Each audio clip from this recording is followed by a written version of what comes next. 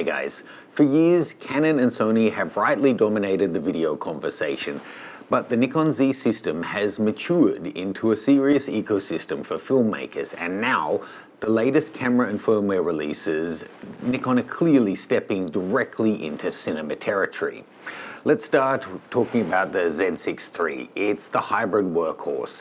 It gives you oversampled 4K from a 6K sensor, internal RAW up to 60p, excellent low light performance, perfect for one-person crews and creators who need flexibility, want a small package. Then you've got the Z8. We're running a couple of them. Think of it, in terms of video anyway, as a Z9 in a smaller body. You're getting the 8K recording, ProRes RAW HQ, 12-bit internal codecs, and the tilting monitor that's great for gimbal work. It's a sweet spot for professionals who want professional performance without the extra bulk of the Z9. But the Z9 does remain Nikon's crown jewel in the Z system. Just like the Z8, it offers true 8.3K 60p RAW internal, 4K 120 slow-mo, blistering readout speeds, no mechanical shutter, but it also sports the full-size battery and much better thermal management than the Z8. It's a pro-grade hybrid that finally puts Nikon shoulder to shoulder with the best, and we've now had it for 4 or 5 years. Cough, cough. Let's see a Mark II. Then, the real headline is a Z R. This is Nikon's most video-focused body yet. Born from the RED partnership, but still carrying the Nikon name, it uses RED's codec and color science, giving filmmakers cinema-grade workflows in a Nikon camera. It's not a RED body, but it's designed to integrate seamlessly with a RED workflow and using other RED cameras in your shooting, making it an obvious bridge between the Nikon mirrorless range here and then the RED cinema systems. This guy is the RED Komodo X with a Z mount. This is a true RED cinema camera, compact but powerful, with a 6K global shutter sensor, up to 80 frames a second at full resolution and over 16 stops of dynamic range. And if you see the way my videographer looks at this thing and the image that it's outputting, you'll wish your partner looked at you the same way. It's producing just beautiful, beautiful files. It sits an obvious step above the Z R or even the Z9 in the range here, and showing Nikon shooters how they can step directly into RED cinema territory without changing their lenses or adapters or anything like that.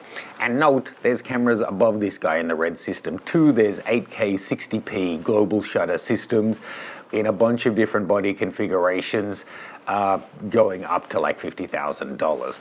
So whether you're a hybrid shooter using a Z6III or a professional with a Z8 or Z9, or a filmmaker stepping into the cinema space using a Z R or a Komodo X, Nikon and their partnership with RED now cover pretty much every tier of production.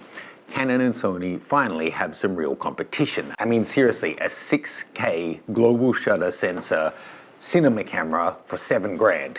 That's pretty sweet. And it's got full autofocus with all of your Z mount lenses and your F mount lenses via the FTC adapter. Now, speaking of competition, Nikon aren't stopping there. There's a major firmware update that's coming that pushes these cameras even further. Well, one of them in particular, and we'll dive into that next.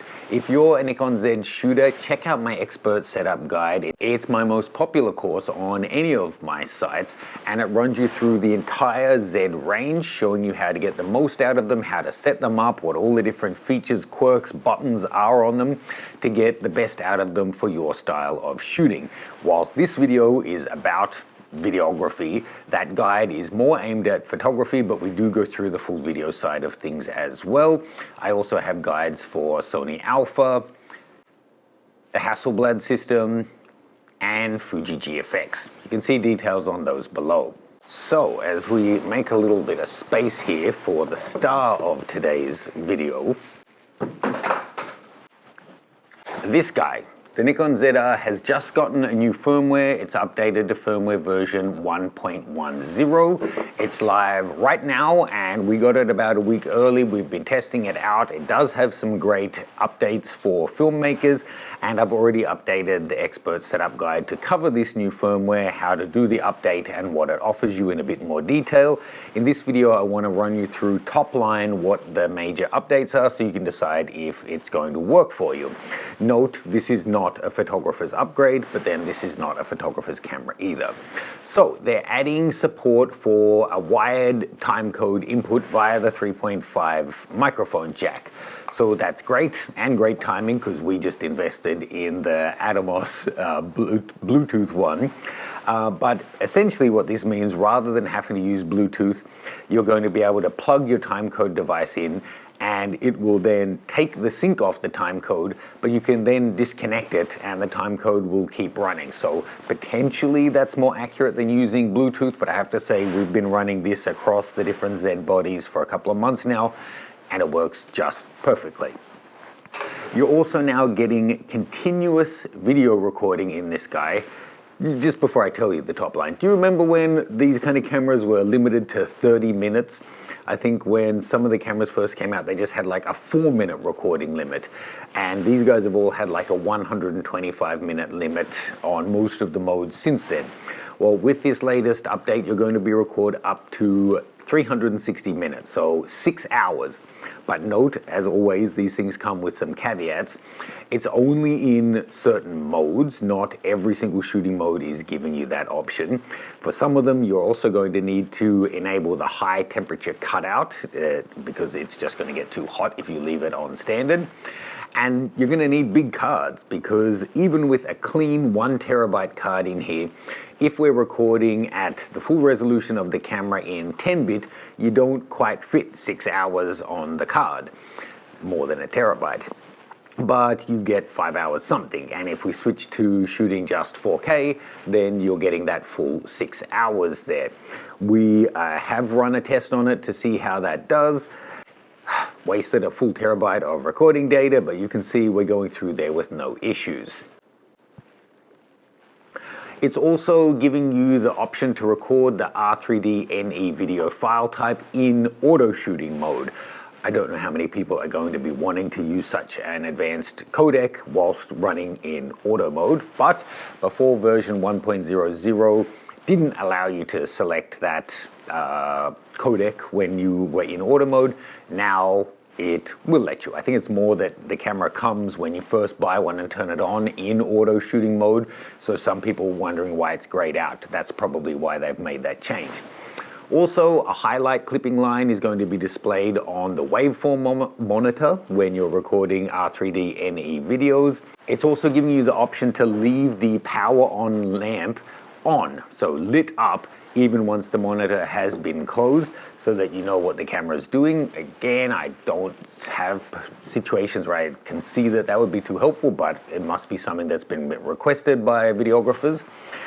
Another thing that if you are working across RED and Nikon cameras, that will be really helpful is that the RED camera file naming conventions are going to be adopted. So a unique file name will be generated for each different clip.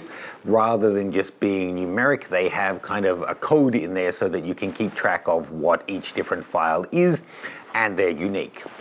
Also, the maximum number of LUTs that can be displayed from memory card when you're filming is going to be increased from 10 to 50. So if you're working with a bunch of different LUTs, that could be really helpful.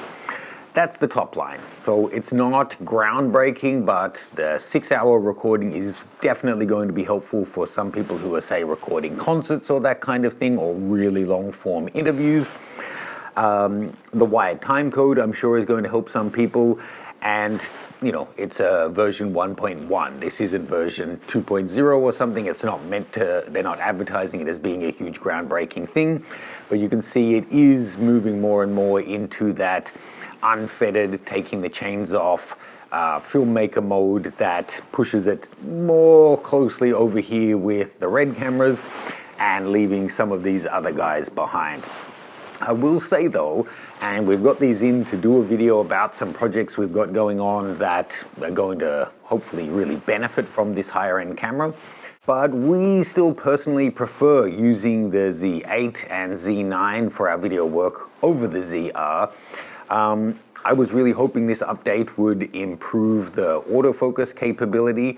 We just generally find that the autofocus is significantly better on the Z8 and Z9, and the sharpness of the file. You know, people bang on and go too much about sharpness, and we mainly think of it as being a lens issue.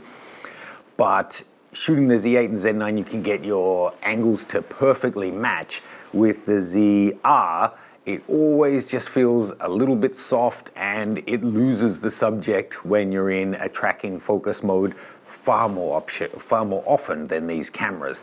So that's not to say it's necessarily worse. There are definitely things where it excels, but again, it's maybe more in this kind of territory rather than sitting alongside these guys. So let me know what you think. Let me know what you're filming with. If you're in the Z ecosystem, how much of your time is spent shooting video as opposed to stills. 5 or 10 years ago, I would say 90% of the audience was strictly stills, not doing any kind of video work. I'd be interested to hear what the ratio is now. Full details on the setup guide and a link to where you can download firmware version 1.1 will be in the description below.